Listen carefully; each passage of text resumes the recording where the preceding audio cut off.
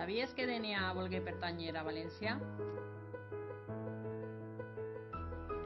Segons una publicació del diari El Sol en 1931, se celebrà en Dénia una gran festa valencianista el dia 10 d'agost del mateix any.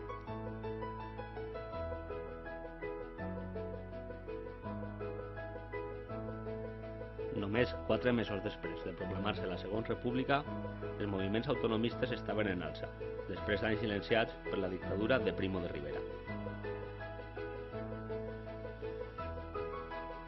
A d'este acte va acudir l'alcalde de València, 4 concejals i un diputat provincial.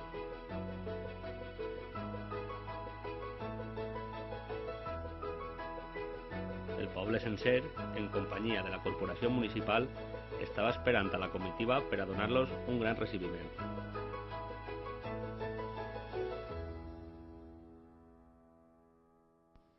Després de la recepció en l'Ajuntament, on els representants municipals demanaren pertànyer a la província de València i s'adheriren a l'Estatut regional, se celebrà en el carrer principal un important acte on l'alcalde de València i 2 dels concejals van fer uns discursos.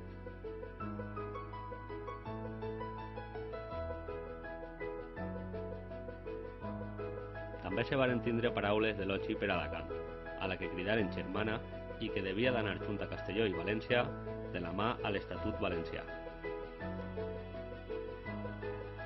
La realitat és que poc se sap més d'este assumpte, pues la notícia no està firmada per cap periodista. Tampoc s'anomena a ningú dels integrants de la corporació de l'Ajuntament dianense. En realitat, és l'únic document que parla del supòst interès de Dénia de pertànyer a la província de València.